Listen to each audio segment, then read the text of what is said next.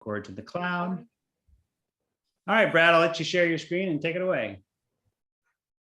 Okay, thanks. I'm not going to share the screen right away. I'll get to there in a few minutes, but I just want to introduce myself. My name is Brad Gustafson. The company I work for is AFX Research, and we do public records research in across the United States. And I want to give you a little background that there's actually over 3,600 counties or recording venues in the United States. So we find records for our clients in all of those venues, anywhere in the United States. We're based here in San Luis Obispo, but we do very little work actually in this county, just to give you a little idea of where we're at.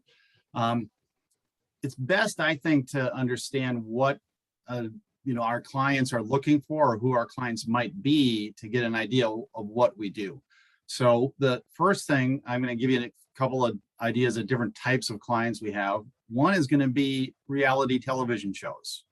If you've seen some reality TV shows, you see them go out to properties and shoot something, right? And if they're going to a remote location in Montana, who gave them permission to actually shoot on this property in Montana, right? The owner of the property. So how does the producer of a reality TV show know who's legally can give them permission, right?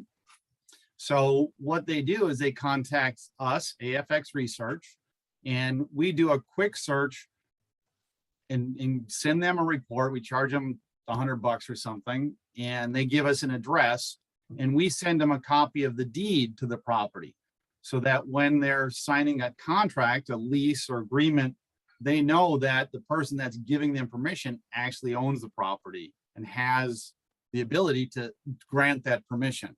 The last thing they want to do is, go film somewhere and cause some damage, or, have a lawsuit and then find out later, oh, geez, we never really had the right permission. So they want to know who actually owns a property. And that's what we do, is we provide our clients with the information that they want to know about the legal status of any property in the United States. That's a small portion of our business, but we do have reality TV shows that do get information from us. A major portion, maybe half of our business, is homeowners insurance companies. So, you think of title, we do the same kind of work that a title insurance company would do to investigate a property. But if you're buying a house and you want to get title insurance, they're going to do the same research that we do, but then they're going to charge $1,000 to $5,000 to give that information and issue a policy of insurance that guarantees that title. Our clients aren't buying property. They just want to know who owns it. So we charge, instead of thousands of dollars, at $100 or $200 or $300 based on the depth of the search. So if your home burns down and you file a claim with your insurance company, they're going to say, well, Brian, let's say it's you file a claim, and they go like, oh, Brian, you've been paying us money every month for your homeowner's fire insurance, but we never really knew if you own the property. You could be a renter. We don't really care if you own the property, as long as you're giving us money. That's what the insurance, But once you want money from them, the insurance company is going to say, okay, Brian, we're going to investigate to see if you're the owner or not. And they hire us, give us $100 or $200, and we do a search and come back and say, okay, here's the deed. It's in the name of Brian and his wife, not just Brian. So they'll go, okay, we're going to write a check to Brian and his wife, because we don't want him to pull a scam on his wife. Maybe they're separating. Who knows what the situation might be? But legally, that's who they write the check to. They'll also say, then we'll look up and see, Brian, do you have a mortgage on this house? Is it free and clear, or did you get a loan from Bank of America? Let's say you got a loan from Bank of America, but they sold it to Wells Fargo, who then sold it to JP Morgan, right? But you're still paying a loan processor, so you really don't even know who owns your mortgage. But those assignments of mortgage are all public records that we pull up, and we give a report to the insurance company saying, is Brian and his wife owns it, and the mortgage he got from Bank of America is now owned by JP Morgan. So they'll write the check to Brian and his wife and JP Morgan so that the bank knows that when they write that check, Brian just can't, bolt to Mexico and retire on the 100 grand for the repairs. Okay. Now, to give you an idea also of how efficient this whole search can be, I'm going to ask, well, here's a scenario that we don't do yet, but I've been thinking of having our company do it and make an offering. But imagine that you're a renter in a house and somebody comes and knocks on your door. And I know this personally from my own experience. I was a real estate agent in Las Vegas for 20 years. And at one point I was representing Bank of America and I was selling 50 to 75 houses a year that they had foreclosed on. And when they foreclosed on a house, they would send me out. The first thing I had to do is I'd knock on the door and say, okay, who's living here? By the way, the bank owns this house now and you're going to have to move. It was never really a comfortable conversation, but people would have to move. Now, if you're a tenant, how do you know your property is in foreclosure, right? How do you know if you're going to get a knock on the door telling you that it's going to be time to move? That would be a good question to have answered when you move into a property. So I'm thinking that we might be able to offer to tenants a service where they could simply type in an address and pay $20 and within 5 to 10 seconds know who the owner of the property is, number one. So when they're signing the lease, they'll know who the assessed owner of the property is. If it matches who says they own it, then they have some assurance there. But if they wanted a copy of a deed, they'd need to pay $50. And if they wanted to know if there's mortgages on it, and if they're in foreclosure, or if there's tax liens, that kind of thing, they pay $179. Those are our basic fees for simple searches on residential properties. So I'm going to ask you guys. I like to be interactive, and I warned Brian about this, but I'd like somebody to give me an address of any residential property in the United States, and I'll tell you in the next few seconds who owns it. I might have access to the prior owner or how much they, got a loan for, the size of the house. You always build all kinds of information. So does somebody have an address that they would like to share? Steve. How about Can I hear you? 2040 East Walnut Creek Parkway? Okay, hold on. Walnut Creek Parkway. West Covina. West Covina, California. Okay, give me a second here. Let me pull this up. I'm going to get a satellite view so I can get an idea of the neighborhood. Okay, yeah, that's a single family house that, oh, it looks like it backs up to a wash, doesn't it? Right? Okay. I lived there when I was a little kid. Looks like Reyes is the last name of the owners. It's Santos and Rachel Reyes. And their mailing address is the same as the property. So it's probably they own in it. They live in it. It's probably not an investment property. I bought it they closed the deal October 2nd of 2015. It's a 1,115 square foot house on 61 by 125 foot lot, and they pay $4,407.59 in taxes.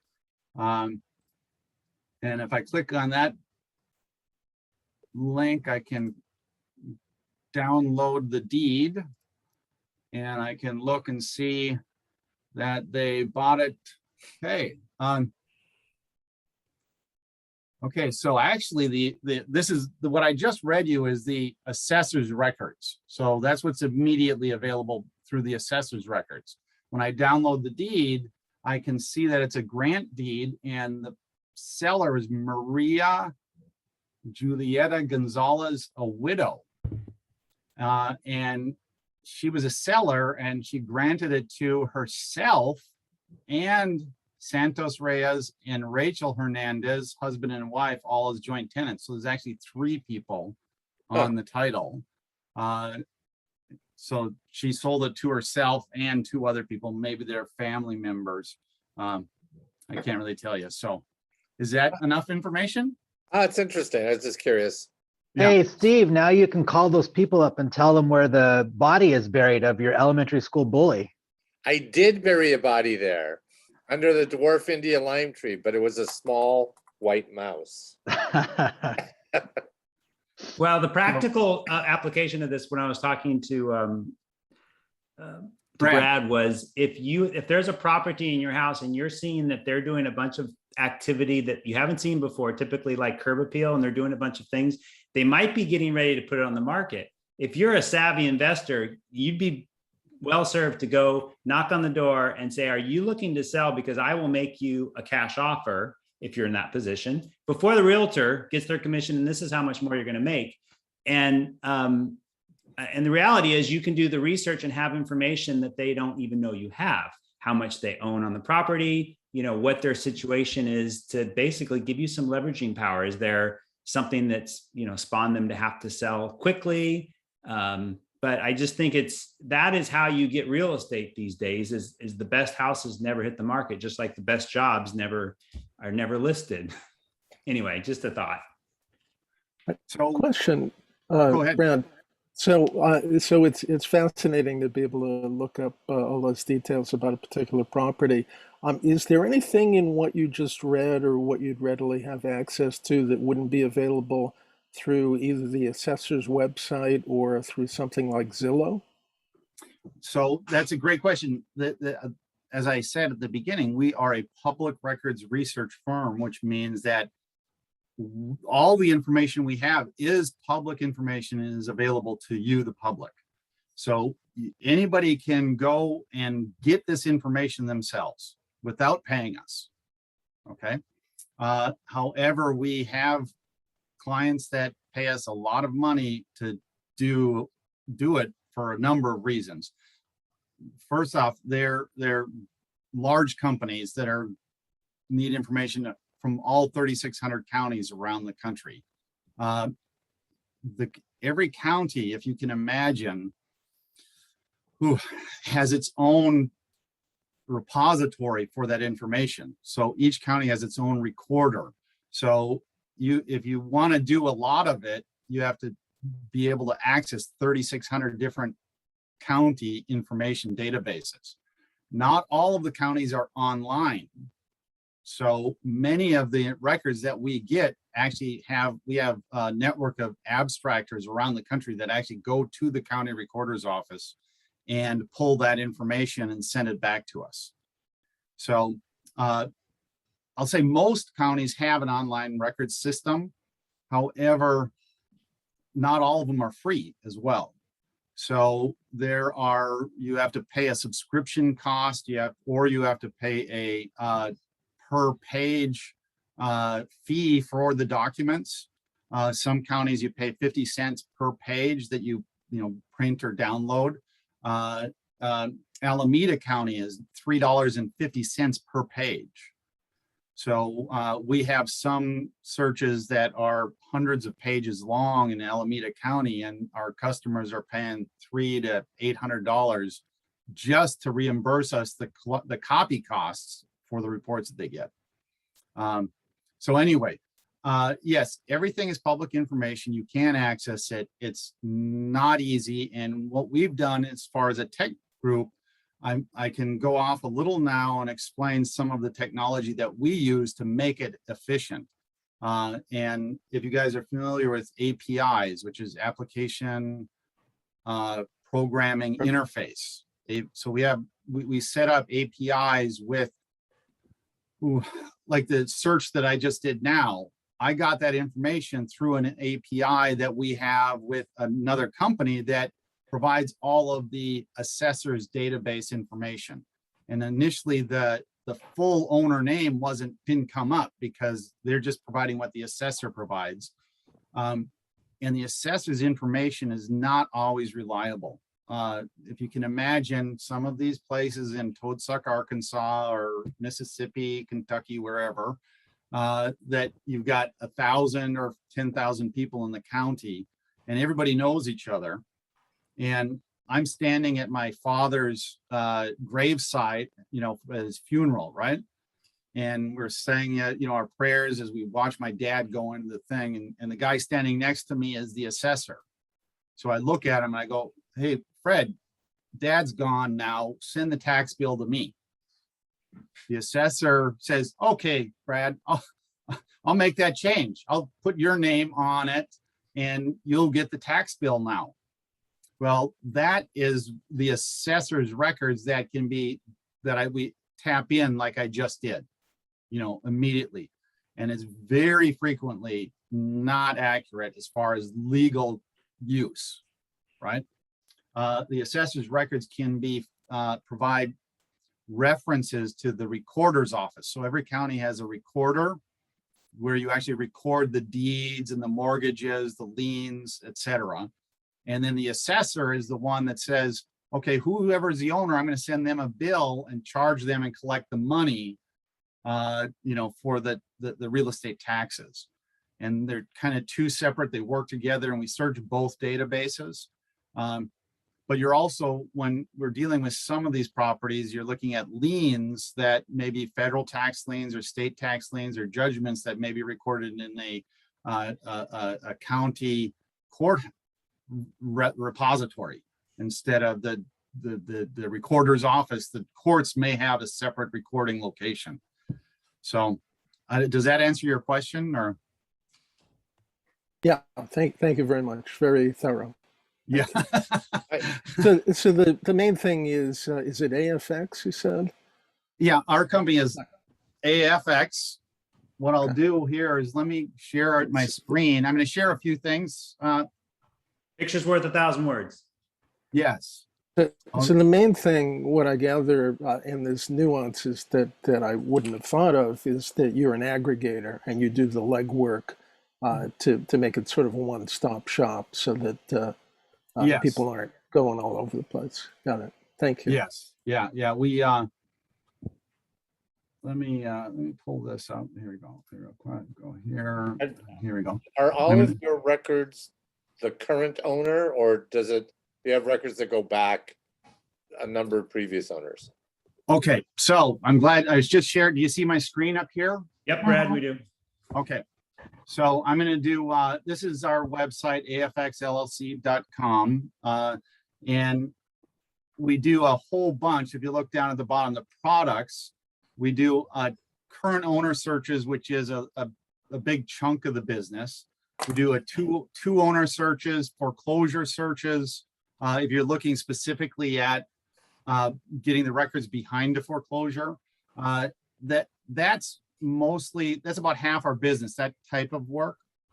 The other half is chain of title research and environmental lien searches, because there are, if you've heard of phase 1 environmental site assessments, those are when commercial properties are going to change hands. They want to investigate the property to see if there's going to be any liability as far as oil spills and other things like that. And a phase 1 ESA, environmental site assessment, is about a 50-item checklist. And there's major corporations that provide all that detailed information to potential buyers of properties, whether it's, you know, Exxon or Mobil or, you know, JC Penney or Sears or whatever kind of companies, right? Two of the things involved in the 50-item checklist are things that we provide. So that our customers are environmental firms, and they hire us for two things. One is an environmental lien search. In fact, let me show you some examples. I'm going to switch the sharing to share. I'm going to go here. Update. Okay. Oh, can I move this around a little? Let me move this around. All right.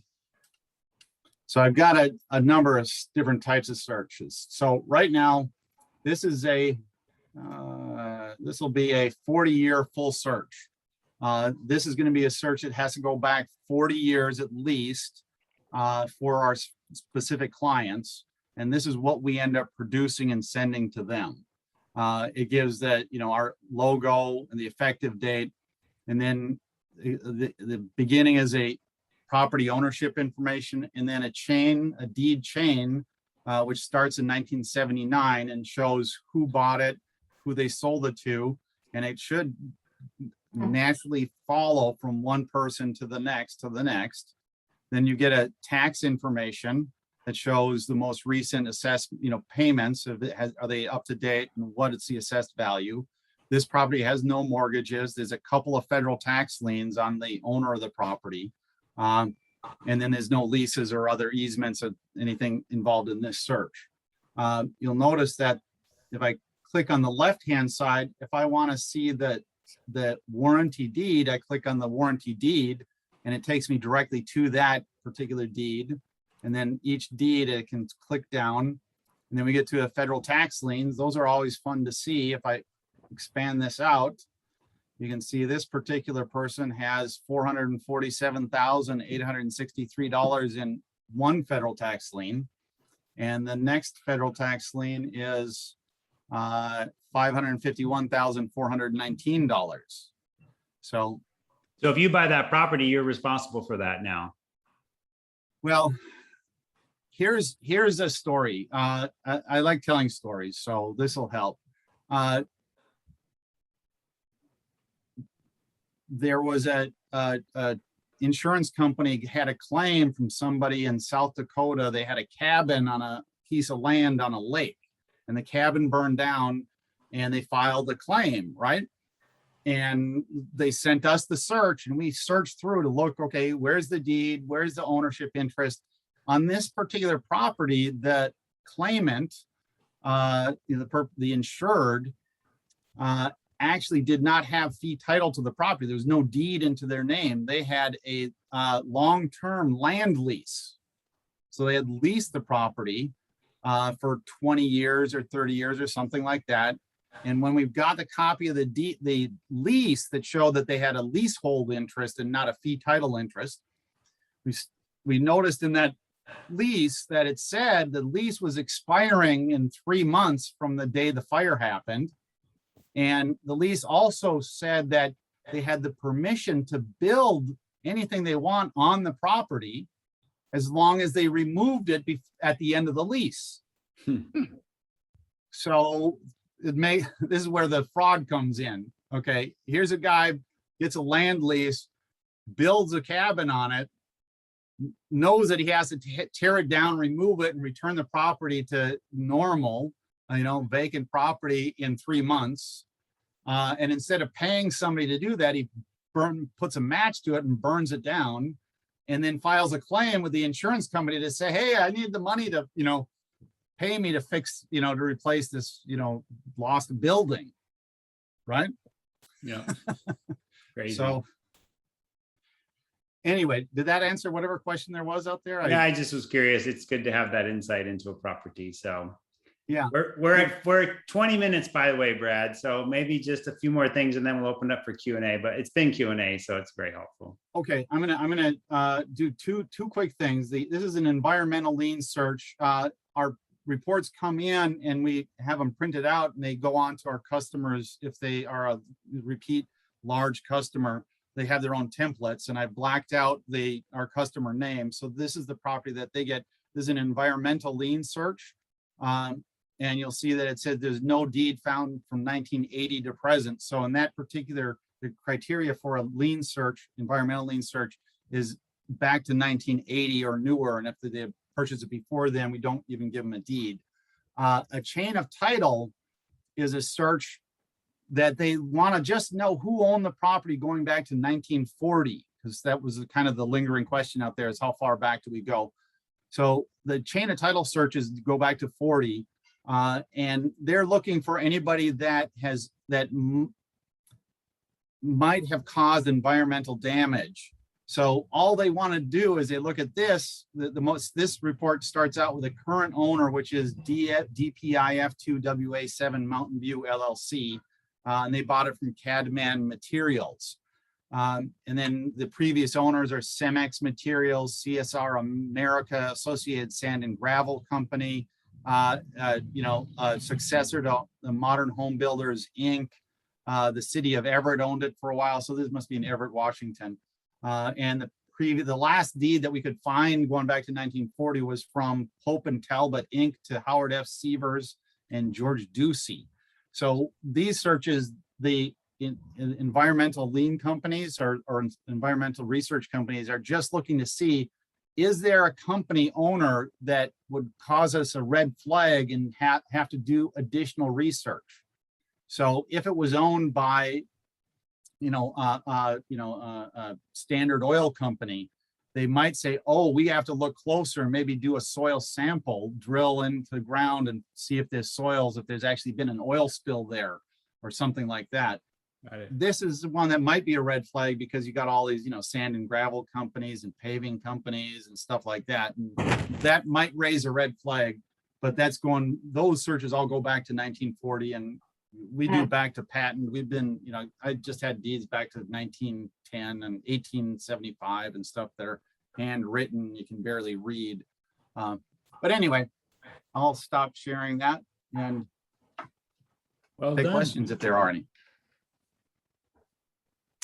I was just wondering how AFX got into this business to begin with. Was your boss in real estate, and like how did the company get its start? Okay, AFX stands for Automated Facsimile Exchange, and it started by Dave Pellegrinelli. I think he was in Florida or something like 25 years ago or more.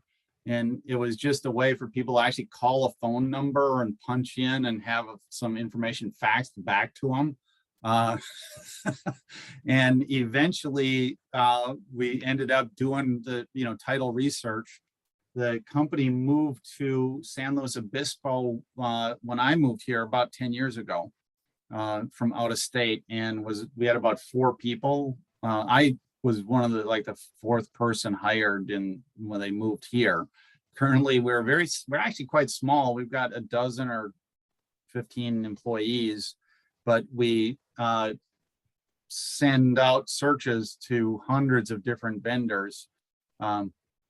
My job, I used to be the vendor manager where I was at the front end. We'd get searches in, and if our in-house searchers couldn't do them, I'd be sending them out to vendors and monitoring the return. I'm now at the back end. When the searches come back from the vendors, I review them for quality control, make sure they pass, and then forward on to our customers. So, cool. Did that answer your question? Yep. I'm curious, Brad. Sorry, go ahead. Brad, on environmental liens, there have been some situations I've heard of in last several years where there's damage on a property and the lien is actually, a pipeline, or it's actually a pipeline running through a property. Is that something that would be detected by your type of service? That's actually an access. What are the real estate people call that? Easement or right of way? There we. Yeah. Well, what would happen is we have 100 different types of searches that we can do. There are specific easement searches where you're looking for easements, and you can also look for mineral rights, which is a whole nother issue because they get separated from the surface rights. But the environmental firms that are our customer, they will do actual physical inspections of properties, like I said, and do drilling, to test the soils and that kind of thing. So the extent of our search on an environmental, the environmental lien or chain of title are the two things we do for the environmental firms. And our chain of title is exclusively who owned the property, going back to 1940, typically. New Jersey, for some reason, they go back to 1932.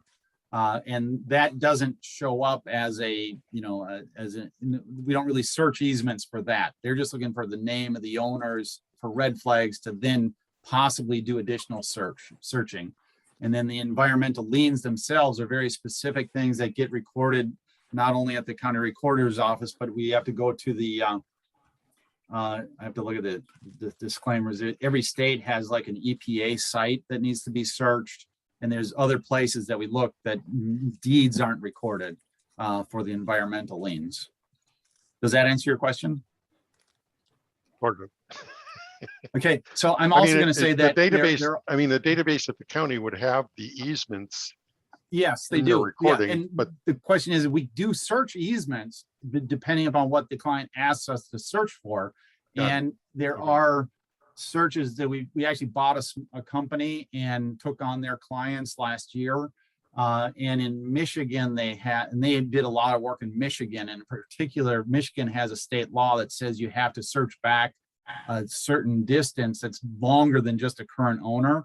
And we're finding that some of these searches are really extensive because they're going back, looking at, grandpa bought the property and then gave an acre to, grandson, and then, put an easement in for the neighbor over here. And then they got a cell site tower. So they have a lease on the property that then the cell site tower lease was transferred to another company. And so then they died and they went to probate, and there's 5 kids, they each got 20% interest. And then, they granted, 1/5 interest to somebody else. So, it can get really, really complicated with both the fee title and the easements. And in the Michigan properties, they're requiring the easements going back 100 years. Even if they would like search a 40-year property, for the fee title, they want to go back and see if there's been any easements in the last 100 years since 1919 or You 1920. can't search by person and see everything that they own, can you? Yes, the same search, I could type in your name, Brian, and say I could find what you're assessed in this county or the state of California or wherever. So every But it county wouldn't do it actually across the indexes. 3,600 counties. What's that? It wouldn't do it across the 3,600 counties to pick up No. all of Brian's properties. No. Yeah. Yeah, because I think I wanted you to search for my father-in-law and see what he owns. We'll do that afterwards, Okay. and I'll check it out. But you might have to tell me which state first, just one state at a time. But we do have searches where people say, just tell me who, this guy's name in this state. Does he own anything? So we search the whole state. Very cool. Are there any legal restrictions as to, who can ask you for this information, or requiring to tell you what the purpose is, for No, instance? it's public information. Right. So that's the definition. It's public and you can find it yourself. It's just, we're set up to find it very quickly, efficiently and, anywhere. There are some, we call them flat earthers, maybe, the guys that, say they're independent, autonomous, separate, they don't belong to the country, they're their own country type of people that, want to, see a YouTube video that says, well, if you go get the patent and re-record it, then you don't have to pay taxes because you're like your own country, or some weird thought process. That always works. Yeah. So we occasionally get guys like that, and the thing is, you have to search, they'll call us up and they want the patent. Now the patent is the original document that transfers ownership from the federal government to an individual or company, somebody other than the United States. And we had one search recently, like I said, it was like 1837. I was showing my wife these deeds. You can imagine the incredible handwriting. We get copies of those. Takes a long time. But this, it's crazy what people want. It's some of those searches we charge thousands of dollars for, just because it is time consuming. And that brings back to the indexing is the issue. Is like can you search by your name? Right? Current records are much easier to search, but every county, sometimes you will have an index that is by the grantor or the grantee. So you have to search by the name. And if you have a book and page or a document ID number, you may not be able to find the document. You have to search by a name, right? Or you might have to search by a legal description or some other. There's multiple ways of indexing it. Just think of, before computers, how do you organize your files? And that's what these there's 3,600 counties, and every one came up with its own way of organizing files to be found later, right?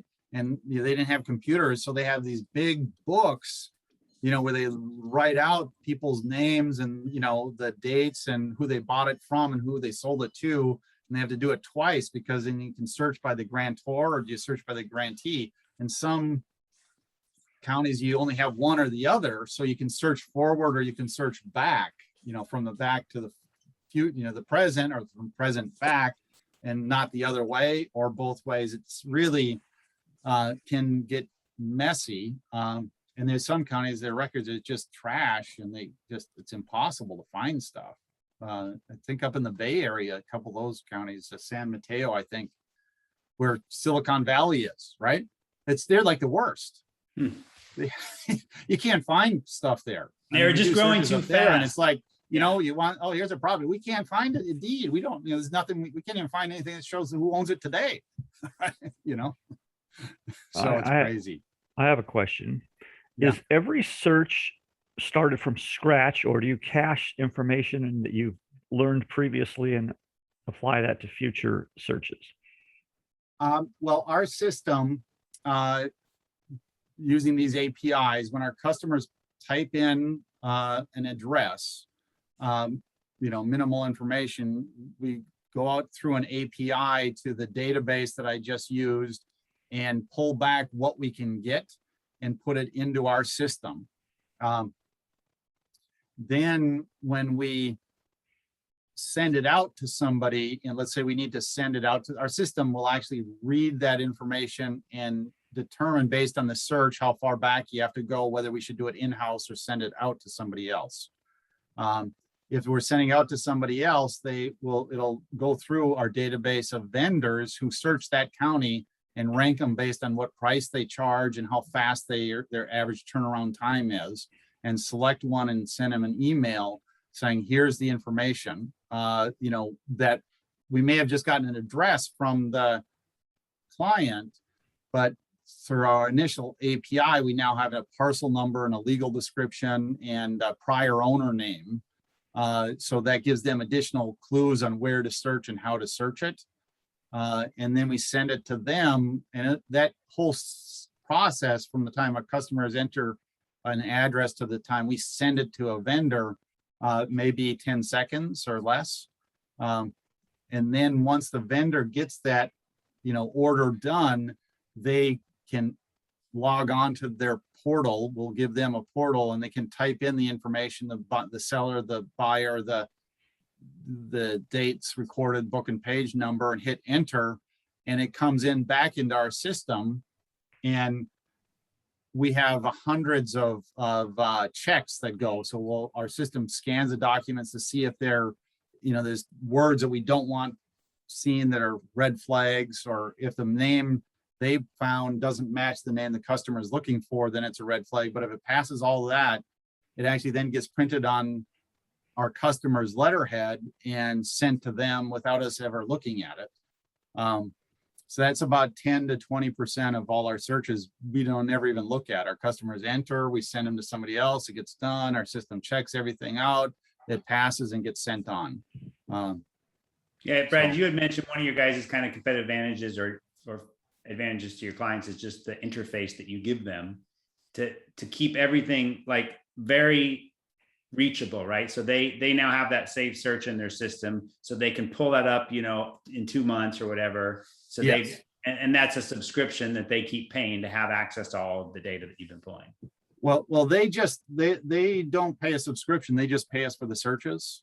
But then you give them access to a portal. then they have a portal, and once they've paid for it, we keep it available. And when we send them an email saying your report is done, there's a link that they can just click on the link and it downloads, or they can go to their portal and they can see, just download it from there. They can also see the ETA if it's running late, and if we have an estimate of when it's going to arrive, it's, because it's in process and all kinds of stuff. So yeah, I think there's a market for that, because there's programs out there that do like aggregation of all your financial accounts so that you can essentially log into one place and see everything. Because otherwise it takes forever. You got to log in here, then you have to save it somewhere else, then you got to log in here. So I think there's value in aggregating all that into one central repository. Have you guys ever, I'm sorry, am I interrupting you? no, go ahead. Have you guys ever thought about, you've got this core competency, skill set of searching these different public records and databases, and have you ever thought of expanding that into other kinds of information like, genealogy or PTO office or things like that? Or do you already? Well, at this point, we are swamped with work. And we're, setting records as far as sales monthly. And there's enough on the horizon, because you've got, with global warming, there's every time a house burns down, that's an order for us. And there's more and more, climate catastrophes coming our way. And there's also like the environmental lien searches. The owner of our company is on the board that establishes the criteria necessary to meet the standards.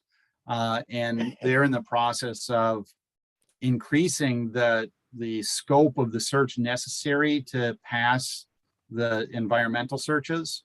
And so right now we're looking at, if the regulatory agency or the group that sets the standards for those searches, makes that change, our business is going to go up 20% or something just from that one item. So at this point, it doesn't make sense to really expand into anything much more or much different than what we're already doing.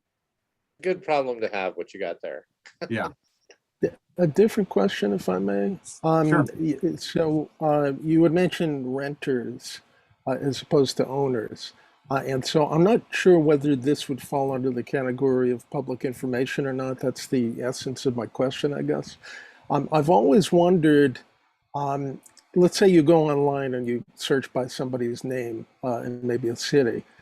It's kind of astonishing to me how much information seems to be readily out there in terms of not necessarily property owners, but just like everybody, names and ages and birth dates and all kinds All your of neighbors' information. names, yeah. Yeah, and if they own a property, then you can understand where that came from. But this includes like everybody, their siblings, who's living with them, all of that stuff. So what I'm wondering is where that kind of information comes from, assuming that you're not a property owner, and would it come through things like paying utility bills, renter's insurance, things like that? Because that is outside the scope of our work. I can only speculate.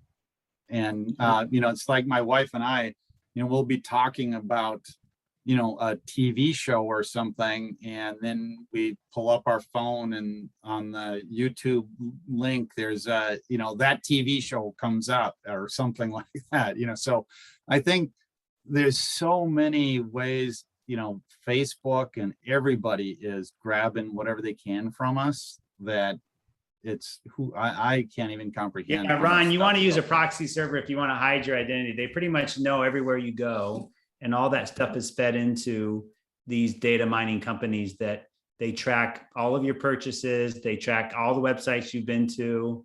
As Sure. With Instagram, they track what you talk about. I mean, that your device is giving them so much access, and your geographical information, where you're traveling to, how long you're spending there. I mean, it's, if you take all the information and start to aggregate it and use AI, but you're just talking about, like, there are companies out there that tend to mine data from other sources and sell that data. Because, you know, you do a public search, supposedly public record search, they give you a little bit of a sneak peek of, this is what we found. And now if you want to pay $25, we'll give you the full report. And I know exactly what you're talking about. Well, that's more the kind of thing. I mean, it's you know, we're getting into a huge area of all kinds of other sources of information, and I typically do use a VPN when I'm online, you know, for that reason. But I think this is specific types of information, which I gather is outside the scope of what you're doing, because they're not property searches. But it seems to me that there's specific. It's more specific than that. It's you know, legal names, dates of birth, who's living with who, that stuff, and that's not, I don't think, going to come through scraping Facebook or that sort of thing necessarily. I'm thinking that there are other records available, and so I was just curious, you know, what those might be. Well, I don't know for sure, but I can tell you that the previous owner of our company, the founder of our company that sold it to the current owner about 6-7 years ago, something like that, he had a private investigator's license and had a program that he could use, but under strict rules. And you could tell him 3 cities that you lived in. And, you know, I just say, for me, it was Las Vegas, San Luis Obispo, and Duluth, Minnesota, which is where I was born. If I give him those 3 cities, he would then come back and say, okay, here's your 5 best friends, and you know, where you went to college, and all kinds of stuff, which is what you're talking about. And so, right, I know there's those services, and that's not what we do. Okay, so but it does scare you. That's probably stuff like LexisNexis and things that lawyers have access to, that sort of thing. Yeah. So in other words, what you do is a subset of really even a much bigger ecosystem of all kinds of data flying around, and the stuff that you were mentioning, Brian, has just made it even bigger. So, okay, I think that answers my question. Thank you. Yeah, I can imagine too, Brad, you get, like, when there's a will that's, you know, having to be paid out, that there's a lot of, a lawyer, the first thing he does is do kind of all these searches to find out if, you know, all this stuff is legit, right? It's the due diligence that they do before they write a check. Yeah, and what happens is with the probate and wills, and it's kind of a frustrating from our angle, because a lot of the searchers that we hire actually do the same work for title insurance companies, and so I think I had one earlier today where it's like our homeowners insurance company wants to know who owned it when it burnt down last week, right? And so we really only need to go back to the last deed, which might be, you know, Betty and Joe Smith giving it to the Betty and Joe Smith Trust. And so he knows to write a check to the Betty and Joe Smith Trust, right? But when you get into somebody passed away, you know, the vendors will send us a copy of the will, a copy of the letters, you know, testamentary letters, all kinds of documents that are recorded at the courthouse. But at the end, all of those things that get recorded during the probate process end up saying, this is the person that's the executor of the will or the estate, and they can sell it. And then there's a deed that's, you know, Joe Smith, executor of the estate of John Smith, sells it to Brad Gustafson, right? And that's all we really need to know. All the prior legal documents many times are provided to us by the vendors out there, because it's, you know, part of the, you know, the supporting documents, but it's not the essential information that our clients need. You know what I'm saying? Yeah. So you want to unless aggregate. You're going with those new customers that we got in Michigan that want all of that, because I think they're actually doing title insurance and they want every little bit. They want to see all the probate documents and everything else. So it gets to a point where you have to know who your customer is. From my angle of looking at the reports coming in, I end up cleaning up a lot of reports for our customers with superfluous information, and then give them something simple that's what they can understand. This is who I write a check to today. Right. And then other customers, I got to leave it in and they'll say, oh, you don't have enough, let's put more on, and then, so. You can see why claims take so many years, right? And were you guys involved in any of the fire claims that were up in Chico, near Chico, where there was a whole town that was, what was it? The town that was wiped out up there. I mean, Paradise. Paradise. Oh, yeah. yeah. We do. Yeah. It's like, the big fires happen, and there's certain insurers that we know with like the expensive properties is one of our clients that handles really high-end properties. And, they'll, whenever it's like a movie star or Rachel Ray has a place in New York, and her place burned down last year or the year before. And we did a search on her place. If you know who Rachel Ray is, a TV show cook. So anyway, yeah, we do, movie stars and vineyards and stuff like that. But yeah, we do that, do those. Yeah. But I can imagine, like Paradise, the onion that you have to peel before PG&E or the insurer writes out a check to that person. They have to really know who owns the property, and it gets really complicated. As you said, like I can see why now it takes so long for those claims to be paid, where people are like, the news is just saying it's outrageous that it's taken this long to pay people. But if you just start paying people, there's a lot of fraud that gets through. Well, and now, and our current owner searches at 80% plus, 80 to 90%, we get done within 3 business days. So we have very quick turnaround time. A lot of them we get done in, half a day.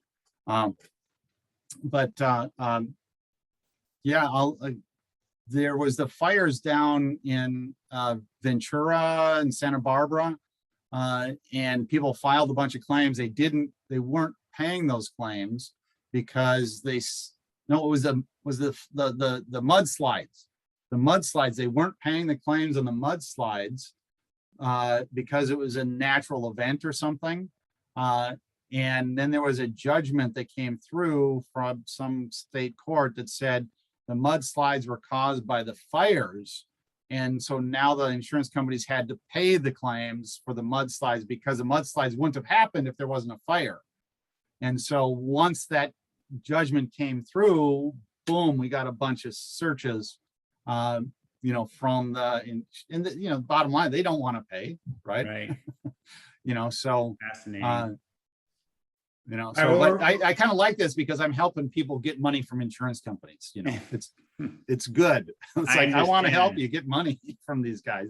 They're paying us. This is which is even better. We're getting paid by the insurance companies to help, so other people can get their money from them too. I love it. So we're at 6 o'clock. I try to definitely respect people's time for dinner. Are there any last questions for Brad? Dying questions you guys want to hear? If not, I really appreciate your time, Brad. Thank you everyone for jumping on. If you want to go back and watch some of this, I'll make this recording available, but this was really insightful, Brad, and I really appreciate you taking an hour out of your day and sharing more about all this with us. And feel free to send me a message if you have other questions. Yeah, I can put you in touch with him, so you guys can always just send me a note.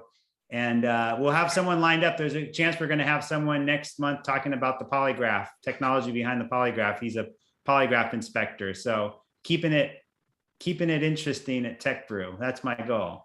Hey, you need any volunteers for that? I bet I have some questions for my kids.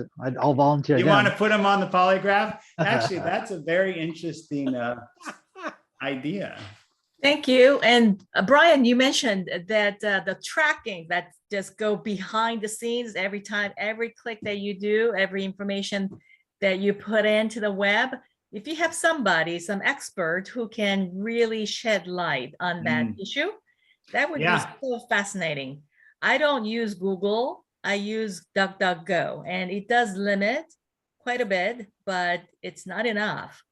Yeah, there's companies out there. There's a company in Colorado called DoubleClick that people don't know about, but there was this wizard that you could go back and tell him who you were, and he could pull up every purchase you ever made online from the beginning of when you went online. Doesn't matter where you bought it from. They all send their data into DoubleClick because they get that data back from DoubleClick. It's just, there's a reason why they're keeping track of everything we do. But that's a good suggestion, and I definitely will keep eyes out for somebody. Yeah, thank you. And And remember, DoubleClick is owned by Google. remember, boy. if you didn't have to pay for something, you are that something. You're the You're the product. yes. All right. Thank you, everybody. Bye-bye. Thank you. Bye. Bye-bye. All right, you guys have a good night. Thanks, Brad. Thank you. Thank you, Brad. Thanks, Brian.